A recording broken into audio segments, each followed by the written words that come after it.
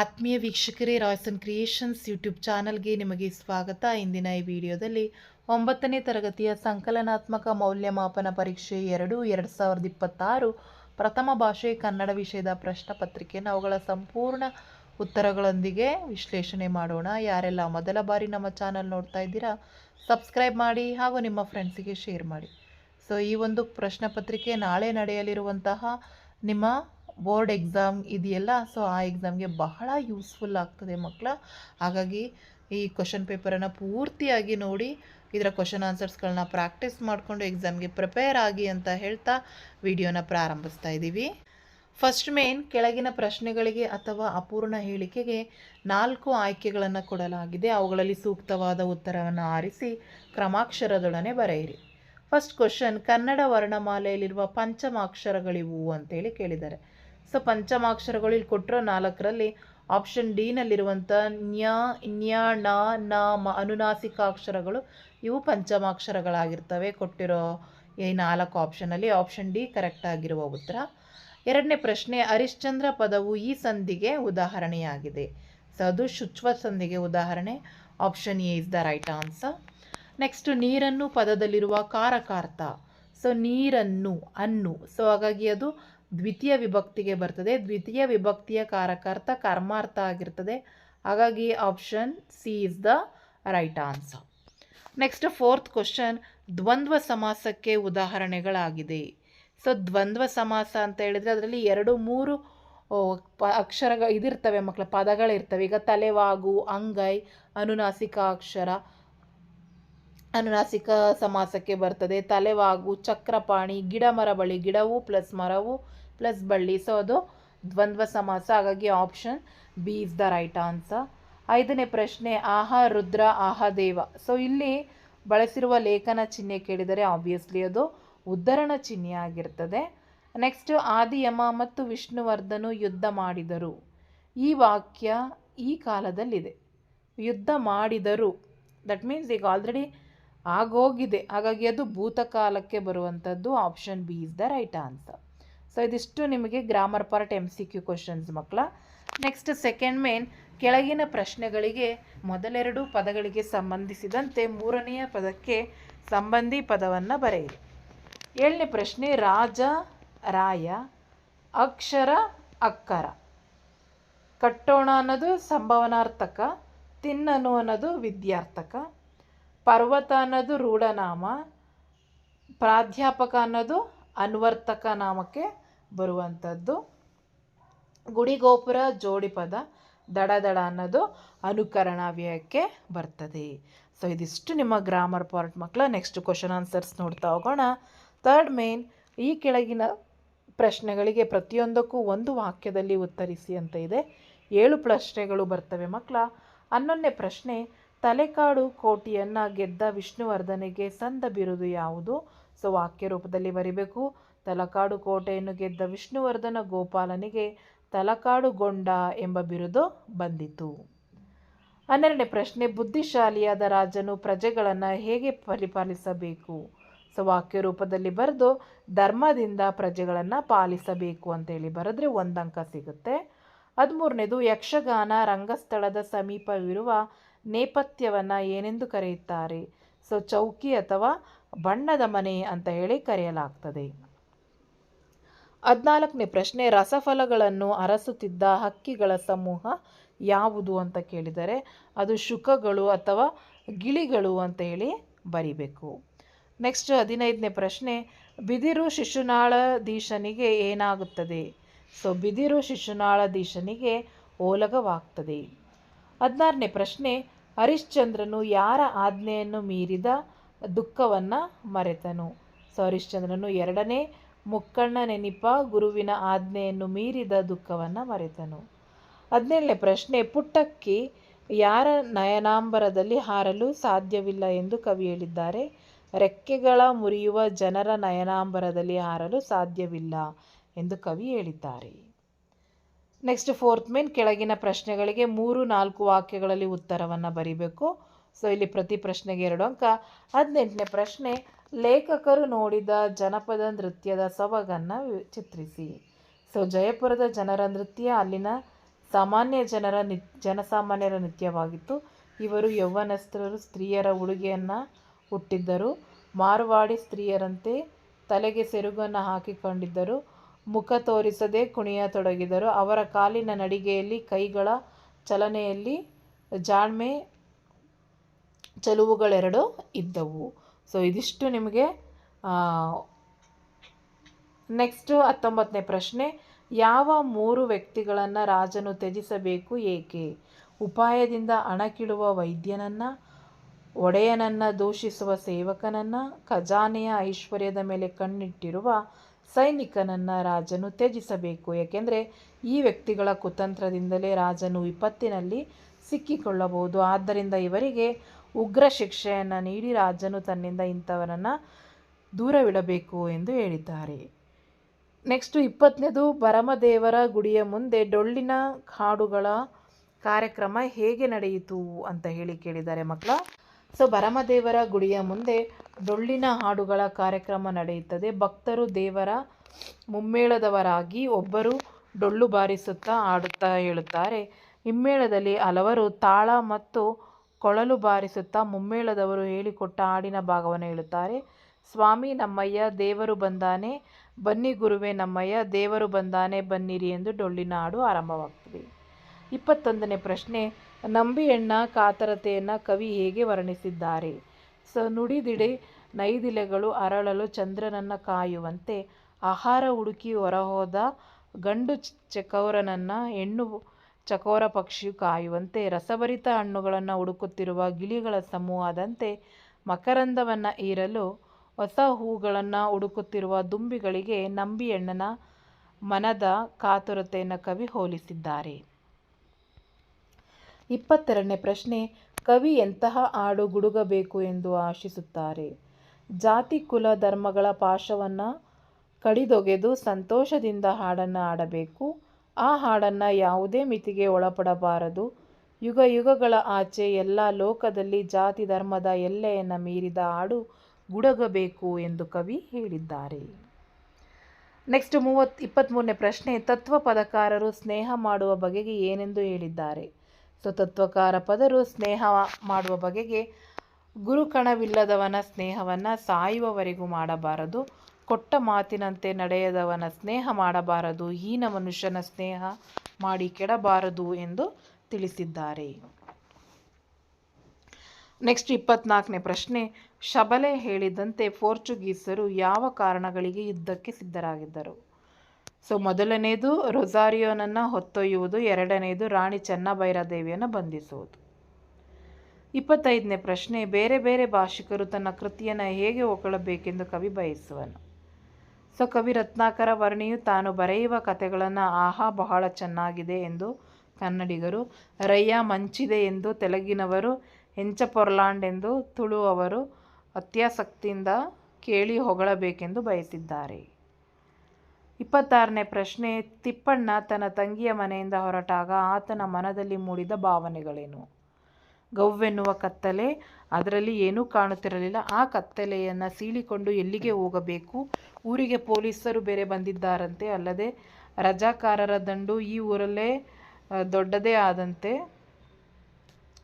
ಅಗಸೆಯ ಕಡೆ ಹೋದರೆ ಪ್ರಾಣ ಉಳಿಯದು, ಈ ಓಣಿಯಲ್ಲಿ ಮಸೀದಿ, ಅಲ್ಲಿ ರಜಾಕಾರರ ಕ್ಯಾಂಪು, ಈ ಕಡೆ ಸಣ್ಣ ಸಂದಿಯಲ್ಲಿಯೇ ತಪ್ಪಿಸಿಕೊಂಡು ಹೋಗಬೇಕು ಎಂದು ತನ್ನ ಮನದಲ್ಲೇ ಚಿಂತಿಸಿದನು. ನೆಕ್ಸ್ಟ್ ಲಾಸ್ಟ್ ಕ್ವಶನ್ಸ್ 27ನೇದು. ಪಂಡರೀಬಾಯಿಯವರು ಕಲಾವಿದೆಯಾಗಿ ರೂಪುಗೊಳ್ಳಲು ಸಹಕರಿಸಿದ ಅಂಶಗಳು ಯಾವ್ಯಾವು ಅಂತ ಕೇಳಿದ್ದಾರೆ ಮಕ್ಕಳ. ಸೊ ಅದು ರಂಗಾರಾವ್ ಅವರು ಹರಿದಾಸರಾಗಿ ತಮ್ಮ ತಾಯಿ ಶಾಲಾ ಶಿಕ್ಷಕಿಯಾಗಿ ದುಡಿದು ಈ ದೊಡ್ಡ ಕುಟುಂಬವನ್ನು ಸಾಕಬೇಕಾಗಿತ್ತು.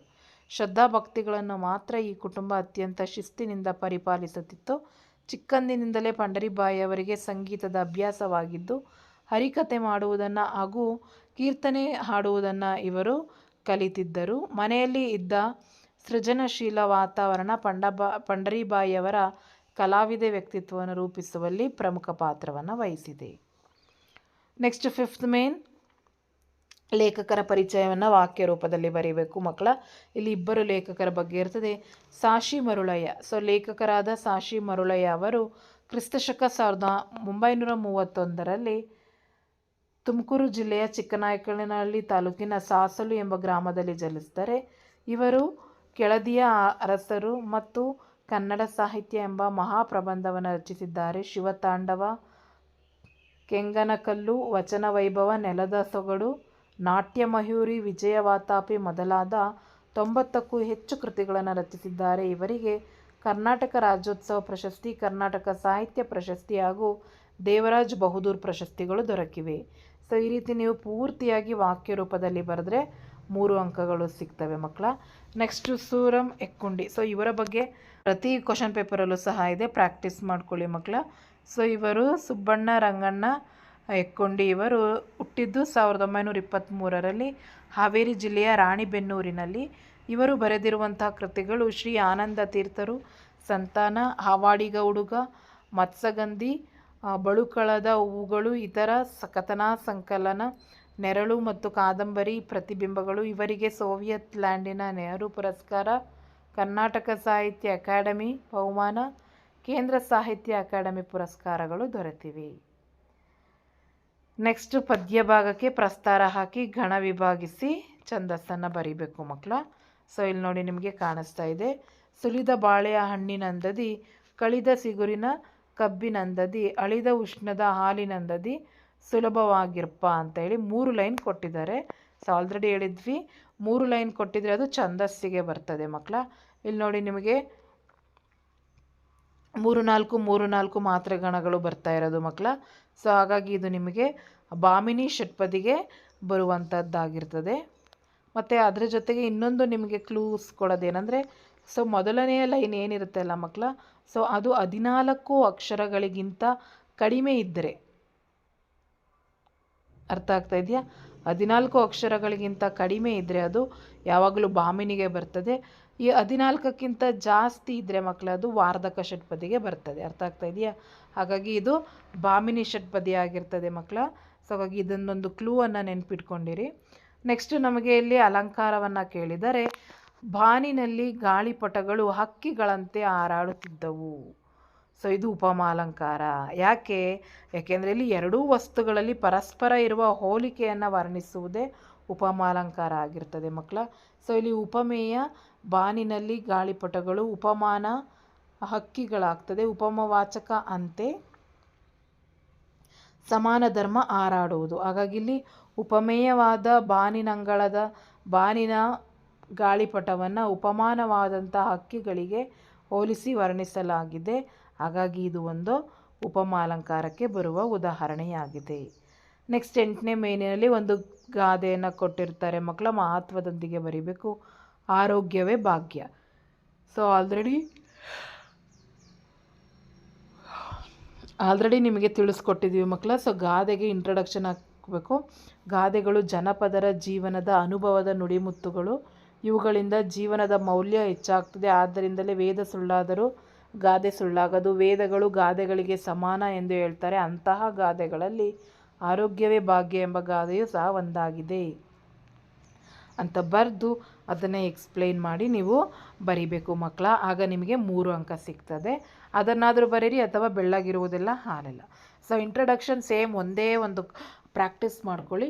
ಆಮೇಲೆ ನೀವು ಅದನ್ನು ಅರ್ಥ ಮಾಡ್ಕೊಂಡು ಬರೆದ್ರೆ ನಿಮಗೆ ಪೂರ್ಣ ಅಂಕಗಳು ಸಿಗ್ತದೆ. ನೆಕ್ಸ್ಟ್ ಮಕ್ಕಳ ನಿಮಗೆ 9ನೇ ಮೇಯ್ನು, ಕೆಳಗಿನ ವಾಕ್ಯ ಅಥವಾ ಹೇಳಿಕೆಗೆ ಸಂದರ್ಭ ಮತ್ತು ಸ್ವಾರಸ್ಯ ಬರೀಬೇಕು. ರಜಪೂತನ ಸ್ತ್ರೀಯರಿಗೆ ಬೇರೆ ಪ್ರೇರಣೆ ಬೇಕಿಲ್ಲ.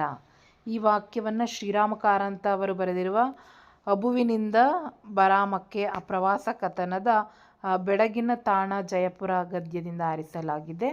ಸಂದರ್ಭ, ಕಾರಂತರು ಅಂಬೇರ ಅರಮನೆ ವೀಕ್ಷಿಸಿ ಮನೆಗೆ ಹೊರಡುವಾಗ ಹೊಲಗದ್ದೆಗಳಲ್ಲಿ ಕಾಗೆ ಕೋಳಿಗಳಿಗಿಂತ ನವಿಲನ್ನು ಹೆಚ್ಚಾಗಿ ಕಾಣ್ತಾರೆ. ಜಯಪುರದ ಜನರಿಗೆ ಬಣ್ಣದ ಕಣ್ಣು ಹುಟ್ಟಲು ಇದೇ ಕಾರಣ ಎಂದು ಹೇಳಿದ ಸಂದರ್ಭದಲ್ಲಿ ಈ ಮಾತು ಬಂದಿದೆ. ಸೊ ಸ್ವಾರಸ್ಯ, ಹೇರಳವಾಗಿ ಕಂಡುಬರುವ ನವಿಲು ಅಲ್ಲಿನ ಸ್ತ್ರೀಯರಿಗೆ ಬಣ್ಣದ ಬಗೆಗಿನ ವ್ಯಾಮೋಹಕ್ಕೆ ಪ್ರೇರಣೆಯಾಗಿದೆ ಎಂಬುದು ಸ್ವಾರಸ್ಯಪೂರ್ಣವಾಗಿದೆ. ನೆಕ್ಸ್ಟ್ 34ನೇದು, ರಾಜ್ಯಭಾರ ಅಂದರ ಕಾಯಕ ಅದಕ್ಕ ವಂಶ ಇದ್ದರ ಸಾಲದು.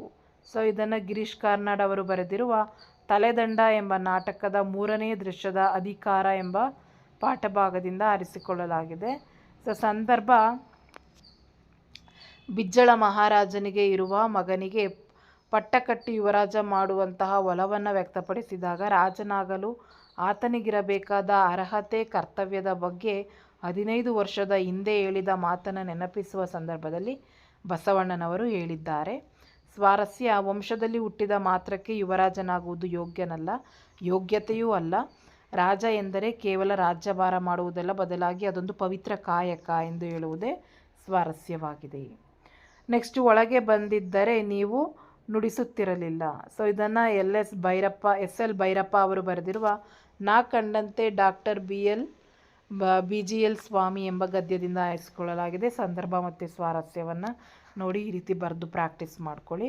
ನೆಕ್ಸ್ಟ್ 36ನೇ ಪ್ರಶ್ನೆ, ಇದೋ ಮೊದಲು ಮುನ್ನಿಲ್ಲ. ಸೊ ಈ ವಾಕ್ಯವನ್ನು ಕಯ್ಯಾರೆ ಕಿಞ್ಞಣ್ಣ ಅವರು ಬರೆದ ಶತಮಾನದ ಗಾನ ಎಂಬ ಕವನ ಸಂಕಲನದಿಂದ ಆಯ್ದ ಹೊಸ ಹಾಡು ಪದ್ಯ ಭಾಗದಿಂದ ಆಯ್ದುಕೊಳ್ಳಲಾಗಿದೆ. ಭಾವ: ನವಜೀವ ನವಶಕ್ತಿ ತುಂಬಿಸಲು ಹೊಸ ಹಾಡು ಹಾಡಬೇಕು. ಈ ರೀತಿ ಹಾಡು: ಮೊದಲು ಇಲ್ಲೇ ಇದೆ, ಹೊಸತು ಇದೆ ಮೊದಲು, ಹಳೆಯ ವ್ಯತೆ ಎಲ್ಲವೂ ಕರಗುವಂತೆ ಹೊಸದಾದ ಹೊಸ ಹಾಡು ಎಂದು ಕವಿ ಹೇಳಿದ್ದಾರೆ. ಸೊ ಸ್ವಾರಸ್ಯವನ್ನು ನೋಡ್ಕೊಳ್ಳಿ. ನೆಕ್ಸ್ಟ್, ತೃಣವ ಮುರಿಯುವುದಕ್ಕೆ ಕೊಡಲಿಯು ಬೇಕೇ. ಸೊ ಇದನ್ನು ದೇವಿದಾಸ್ ಅವರು ಬರೆದಿರುವ ಚಕ್ರಗ್ರಹಣ ಪದ್ಯದಿಂದ ಆಯ್ಕೆ ಮಾಡಲಾಗಿದೆ. ಸಂದರ್ಭ ಸ್ವಾರಸ್ಯ ನೋಡ್ಕೊಳ್ಳಿ. ನೆಕ್ಸ್ಟು, ಕಮಲಜಂ ನೀಲದಂ ಮಾಡಿದ ಸಾಲಬಂಜಿಗಳದೊಳು ಜೀವಂದೊಳು ಅಂತ ಇದೆ. ಸೊ ಇದು ಸಹ ರಾಘವಾಂಕ ಅವರು ಬರೆದಿರುವಂತಹದ್ದು ಮಕ್ಕಳ. ಸೊ ನೋಡ್ಕೊಳ್ಳಿ. ಸೊ ಈ ರೀತಿ ಬರೆದಿದ್ರೆ ನಿಮಗೆ ಕಂಪ್ಲೀಟ್ ಅಂಕಗಳು ಸಿಗ್ತದೆ. ನೆಕ್ಸ್ಟ್ ನಿಮಗೆ 10ನೇ ಮೇನಿಗೆ ಬಂದರೆ ಪದ್ಯಭಾಗ ಪೂರ್ಣ ಮಾಡಲಿಕ್ಕಿದೆ. ಹೇಮಂತ ಋತುರಾಜನಿಗೆ ಬಂದಿಳಿ ಒಂದು ಅಲ್ಲಿಂದ ಮರುತನಿಲ್ಲ ಅಲ್ಲಿಗೆ. ನೆಕ್ಸ್ಟ್, ಹೇಮಂತ ನಾಳಿಕೆಯ ಕಠಿಣ ಶಾಸನವಿಂತು ಅಲ್ಲಿಂದ ಜೀವಗಳ ಧರ್ಮ. ಸೊ ಎರಡರಲ್ಲಿ ಯಾವುದಾದ್ರೂ ಒಂದನ್ನು ಆಯ್ಕೆ ಮಾಡಿ ಬರೆದುಕೊಳ್ಳಿ ಮಕ್ಕಳ. ನೆಕ್ಸ್ಟು ಇದು ಮೌಲ್ಯವನ್ನು ಬರೀಲಿಕ್ಕಿರುತ್ತೆ, ಸಾರಾಂಶವನ್ನು ಬರೀಬೇಕು. ಸೊ ಇಲ್ಲಿ ನಮಗೆ ಜನ್ನ ಅವರು ಬರೆದಿರುವ ಯಶೋಧರ ಚರಿತೆ ಸಾಕೃತಿಯಿಂದ ಆಯ್ದ ಬಲಿಯ ನಿತ್ತೊಡೆ ಮುನಿವೆಂ ಎಂಬ ಪದ್ಯ ಭಾಗದಿಂದ ಆರಿಸಿಕೊಳ್ಳಲಾಗಿದೆ ಮಕ್ಕಳ. ಸೊ ಸಾರಾಂಶ ಬರೆದು ಕೊನೆಗೆ ಮೌಲ್ಯ ಬರೀರಿ. ಮನದಲ್ಲಿ ಹಿಂಸೆಯ ಆಲೋಚನೆಯು ಕೂಡ ಹಿಂಸೆ ಮಾಡಿಸುವುದಕ್ಕೆ ಸಮಾನ ಎಂದು ಅಹಿಂಸೆ ಸಾರವನ್ನು ಹೇಳುವುದು ಮೌಲ್ಯಯುತವಾಗಿದೆ ಎಂಬುದು ಮೌಲ್ಯವಾಗಿದೆ. ಇದನ್ನು ಬರೀಲೇಬೇಕು, ಬರೆದ್ರೆ ಮಾತ್ರ ಪೂರ್ಣ ಅಂಕಗಳು ಸಿಗ್ತದೆ. ನೆಕ್ಸ್ಟ್ ಮಕ್ಕಳ 12ನೇ ಮೇನಲ್ಲಿ 7-8 ವಾಕ್ಯದಲ್ಲಿ ಬರೀಬೇಕು. ರಾಧಾಕೃಷ್ಣನ್ ಅವರಿಗೆ ಮೈಸೂರಿನಲ್ಲಿ ನೀಡಿದ ಬೀಳ್ಕೊಡುಗೆಯ ವಿಶೇಷತೆಯ ಕುರಿತು ಬರೆಯಿರಿ. ಯಾವ ರೀತಿ ಅವರಿಗೆ ಬೀಳ್ಕೊಡುಗೆಯನ್ನು ಕೊಡ್ತಾರೆ ಅದನ್ನು ನೀಟಾಗಿ ನಿಮಗೆ ನೋಡಿ ಡಿಸ್ಪ್ಲೇ ಮೇಲೆ ಕಾಣಿಸ್ತಿದೆಯಲ್ಲ, ಬೇಕಿದ್ರೆ ಸ್ಕ್ರೀನ್ಶಾಟ್ ತೆಗೆದುಕೊಂಡು ಪ್ರಾಕ್ಟೀಸ್ ಮಾಡ್ಕೊಳ್ಳಿ. ಅಥವಾ ಹಿಂದೂ ಧರ್ಮ ಮತ್ತು ತತ್ವಶಾಸ್ತ್ರದ ಬಗೆಗೆ ರಾಧಾಕೃಷ್ಣನ್ ಅಭಿಪ್ರಾಯವನ್ನು ವಿವರಿಸಿ. ಸೊ ವೆರಿ ಇಂಪಾರ್ಟೆಂಟ್ ಆಗಿರ್ತದೆ, ಪ್ರಾಕ್ಟೀಸ್ ಮಾಡ್ಕೊಳ್ಳಿ. ನೆಕ್ಸ್ಟ್ 42ನೇದು, ಕನ್ನಡ ನಾಡಿನ ವಿಸ್ತಾರ ಪ್ರಾಕೃತಿಕ ಸಂಪತ್ತಿನ ಬಗ್ಗೆ ಕವಿ ಹೇಗೆ ವರ್ಣಿಸಿದ್ದಾರೆ. ಸೊ ಅದನ್ನು ನೋಡಿ, ಇಲ್ಲಿದೆ. ಕಾವೇರಿಯಿಂದ ಗೋದಾವರಿ ಹೊರಮಿರ್ದು ನಾಡದ ಕನ್ನಡದೊಳ್ ಎಂಬ ಮಾತಿದೆ. ಕನ್ನಡ ನಾಡು ವಿಶಾಲವಾದ ಸುಂದರವಾದ ಸಂಪದ್ಭರಿತವಾದ ನಾಡು ಅಂತ ಹೇಳಿ ಸ್ಟಾರ್ಟ್ ಮಾಡಿಕೊಂಡು ಕಂಪ್ಲೀಟಾಗಿ ಅದನ್ನು ಬರೀರಿ ಮಕ್ಕಳ. ಅಥವಾ ಕನ್ನಡ ಭಾಷೆ ಹಾಗೂ ಸಾಹಿತ್ಯದ ಬಗೆಗೆ ಕವಿಗಿರುವ ಅಭಿಮಾನವನ್ನು ಹೇಗೆ ವ್ಯಕ್ತಪಡಿಸಿದ್ದಾರೆ. ಸೊ ಅದನ್ನು ಕಂಪ್ಲೀಟ್ ನೋಡಿ, ಇಲ್ಲಿ ಕಾಣಿಸ್ತಿದೆಯಲ್ಲ, ಇದಿಷ್ಟು ಆನ್ಸರ್ ನೋಡ್ಕೊಳ್ಳಿ. ಯಾವ ರೀತಿ ಬರೀಬೇಕು, ನಿಮ್ಮ ಭಾಷಾ ಶೈಲಿ ಹೇಗಿರಬೇಕು ಅನ್ನೋದಕ್ಕೊಂದು ಐಡಿಯಾ ಸಿಗುತ್ತೆ, ನೋಡ್ಕೊಳ್ಳಿ. ನೆಕ್ಸ್ಟು ಗದ್ಯ ಭಾಗ ಕೊಟ್ಟಿರ್ತಾರೆ, ಅದಕ್ಕೆ ನೀವು ಆನ್ಸರನ್ನು ಬರೆಯೋದು ಅಭ್ಯಾಸ ಮಾಡ್ಕೊಳ್ಳಿ ಮಕ್ಕಳ. ಸೊ 4 ಅಂಕ ನಿಮಗೆ ಫ್ರೀಯಾಗಿ ಸಿಕ್ತಂಗೆ, ಅದು ಒಂಥರ ಚೆನ್ನಾಗಿ ಪ್ರಾಕ್ಟೀಸ್ ಮಾಡ್ಕೊಳ್ಳಿ.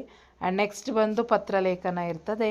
ನಿಮ್ಮನ್ನು ರಾಯಚೂರಿನ ಸಂಗೊಳ್ಳಿ ರಾಯಣ್ಣ ಪ್ರೌಢಶಾಲೆ ಓದುತ್ತಿರುವ ಚೈತ್ರಾಲಿ ಎಂದು ಭಾವಿಸಿಕೊಂಡು ನಿಮ್ಮ ಶಾಲೆಯಲ್ಲಿ ಕೈಗೊಂಡ ಶೈಕ್ಷಣಿಕ ಪ್ರವಾಸದ ಅನುಭವದ ಬಗ್ಗೆ ಧಾರವಾಡದಲ್ಲಿರುವ ನಿಮ್ಮ ಅಕ್ಕನಿಗೊಂದು ಪತ್ರ ಬರೆಯಿರಿ. ಸೊ ಯಾಕೆ ವೈಯಕ್ತಿಕ ಪತ್ರಕ್ಕೆ ಹೋಗ್ತೀರ ಅಂದರೆ ಅಲ್ಲಿ ಪ್ಯಾಟ್ರನ್ ಸೇಮ್ ಇರುತ್ತೆ ಮಕ್ಕಳ. ಸೊ ಎಲ್ಲೂ ಏನೋ ಒಂದು ಮ್ಯಾಟರ್ ಅಷ್ಟೇ ಚೇಂಜ್ ಆಗೋದು, ಹಾಗಾಗಿ ಅದನ್ನು ಚೆನ್ನಾಗಿ ಪ್ರಾಕ್ಟೀಸ್ ಮಾಡ್ಕೊಳ್ಳಿ. ಕ್ಷೇಮ ಇವರಿಂದ ಅಡ್ರೆಸ್ ಹಾಕಿ ಡೇಟನ್ನು ಹಾಕಿ ಮಾತೃಶ್ರೀ ಸಮಾನರಾದ ಅಕ್ಕನವರಿಗೆ ಅಂತ ಹೇಳಿ ಬರೆದು ವಿಷಯವನ್ನು ಸಂಪೂರ್ಣವಾಗಿ ಬರೆದು ಇತಿ ಪ್ರೀತಿಯ ಸಹೋದರಿ ಚೈತ್ರಾಲಿ ನಮಸ್ಕಾರಗಳೊಂದಿಗೆ ಅಂತೇಳಿ ವಾರವಿಳಾಸ ಹಾಕಿದ್ರೆ ಪೂರ್ಣ ಅಂಕಗಳು ಸಿಗ್ತದೆ ಮಕ್ಕಳ. ಅದಕ್ಕೆ ಆಪ್ಷನ್ ಕೊಟ್ಟು ಮನವಿ ಪತ್ರ ಕೊಟ್ಟಿದ್ದಾರೆ. ಸ್ಥಳ ದಿನಾಂಕ ಇವರಿಂದ, ನೆಕ್ಸ್ಟ್ ಇವರಿಗೆ. ಸೊ ನೋಡ್ಕೊಳ್ಳಿ. ನೆಕ್ಸ್ಟು ಮಾನ್ಯರೇ ಅಂತ ಹಾಕಿ ವಿಷಯ ಬರೆದು ಧನ್ಯವಾದ, ಇದಿಷ್ಟು ಬರೆದ್ರೆ ನಿಮಗೆ ಕಂಪ್ಲೀಟಾಗಿ ಅಂಕ ಸಿಗ್ತದೆ. ಆ್ಯಂಡ್ ಲಾಸ್ಟ್ ಮೇನ್ ಬಂದು 2 ಪ್ರಬಂಧದಲ್ಲಿ ಒಂದನ್ನು ಆಯ್ಕೆ ಮಾಡ್ಕೊಳ್ಳಿ. ರಾಷ್ಟ್ರೀಯ ಹಬ್ಬಗಳ ಮಹತ್ವ, ಇದನ್ನು ಕಂಪಲ್ಸರಿ ಮಕ್ಕಳ.